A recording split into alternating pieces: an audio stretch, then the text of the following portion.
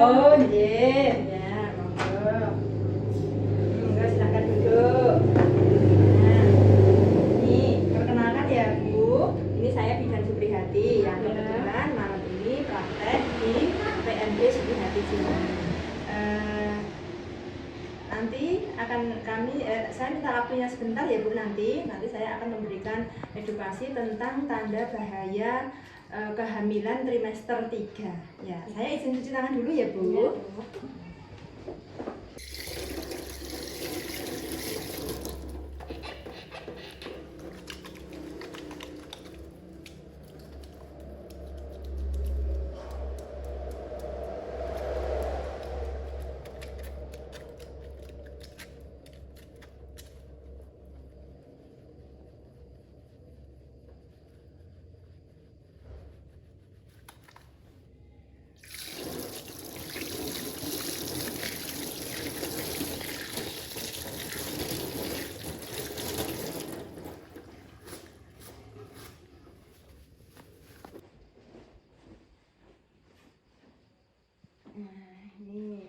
Ini ya Mbak Yana ya. Oh, saya tutup pintunya dulu ya.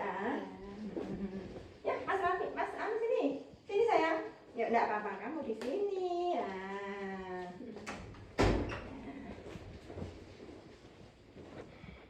Gimana ini Mbak Yana, ada keluhan? Kaki saya bengkak, Bu. Bengkak sejak kapan? Dari itu 2 hari yang lalu. Oh ya. Mbak Yana sudah pernah dapat informasi atau pendidikan kesehatan tentang tanda bahaya kehamilan trimester 3 belum? Kemarin sedikit, Bu. Oh, apa yang Mbak Yana ketahui?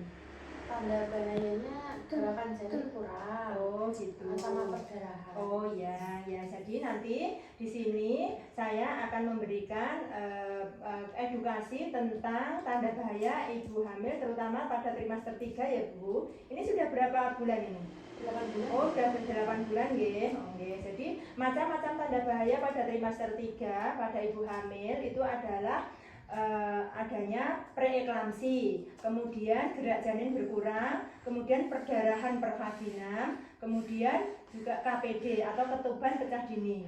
Yang pertama preeklamsi. Preeklamsi itu atau keracunan kehamilan itu ditandai dengan pandangan mata kabur, kemudian pusing yang hebat dan menetap, kemudian nyeri ulu hati, terjadi bengkak pada muka dan tangan, kemudian terjadi bengkak pada muka dan tangan, kemudian apabila kondisi yang parah itu bisa terjadi kejang pada ibu hamil itu juga bisa menyebabkan kematian.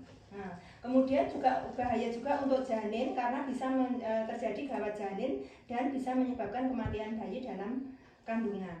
Kemudian yang kedua itu gerak janin berkurang. Jadi gerak janin yang normal itu antara 10 sampai 12 kali gerakan selama 24 jam. Jadi kalau Mbak Yana merasakan gerak janinnya kurang dari 10 kali dalam sehari semalam itu berarti tanda bahaya ya. Kemudian yang berikutnya perdarahan pervaginam atau keluar darah dari jalan lahir. Itu ada 2 macam Mbak, ada perdarahan pervaginam karena plasenta previa itu biasanya darahnya banyak, segar dan tidak disertai rasa sakit. Tapi yang kedua itu solusio plasenta atau pelepasan plasenta sebelum waktunya. Itu biasanya darahnya kehitaman dan disertai rasa sakit yang hebat.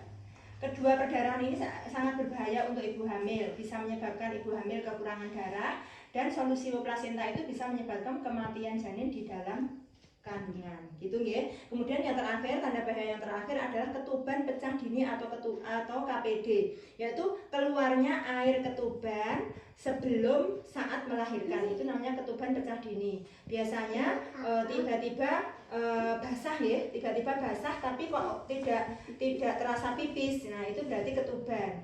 Biasanya bau air ketuban itu anyir ya. Nah, itu tanda-tanda yang biasanya terjadi pada ibu hamil trimester 3. Kemudian apakah Mbak Yana sudah tahu bagaimana apa saja yang saya terangkan tadi? Mbak Yana sudah jelas ya? Ya, sudah jelas. Kemudian apabila Mbak Yana sudah pernah merasakan itu atau belum? Oh belum, ya mudah-mudahan tidak ya Mbak ya. Ya mudah-mudahan tidak. Tapi seandainya nanti suatu saat timbul tanda-tanda itu, Mbak Yana sudah tahu harus segera periksa ke tenaga kesehatan. Kalau muncul tanda-tanda itu harus segera periksa ke tenaga kesehatan. Begitu ya Mbak. Jadi Mbak Yana, coba saya pengen tahu apa tadi yang saya sampaikan tanda bahaya. Coba sebutkan tanda bahaya ibu hamil itu apa saja. Gerakan janinnya kurang, terus perdarahan, ketuban pecah sebelum waktunya. Ya udah pinter banget loh Mbak Yana. Ini loh Bu, Mbak Yana ini udah pinter gitu. Untuk ibu sebagai keluarganya tolong diperhatikan karena suami Mbak Yana ini kan ada jauh sana. Jadi yang terdekat keluarganya, jadi keluarganya harus juga ikut peduli dan ikut memperhatikan. Kalau terjadi sesuatu harus segera mencari pertolongan ke tenaga kesehatan ya Bu. Dari keluhannya kaki bengkak itu bahaya nggak sih Bu? Oh iya, nanti untuk kaki bengkaknya ini kita nanti perlu pemeriksaan laboratorium. Nanti bisa diperiksa protein urin. Nanti saya kirim ke puskesmas untuk pemeriksaan lebih lanjut. Jadi dari sini nanti dikirim ke puskesmas untuk pemeriksaan keluhannya ini. Kalau misalnya menginginkan kelahirannya di sini, selama nanti normal dan tidak ada tanda-tanda bahaya itu, insya Allah bisa lahir normal di sini. Demikian yang bisa saya sampaikan. Terima kasih waktunya. Mudah-mudahan Mbak Yana selalu sehat. Nanti pas melahirkan normal, lancar ya Mbak ya.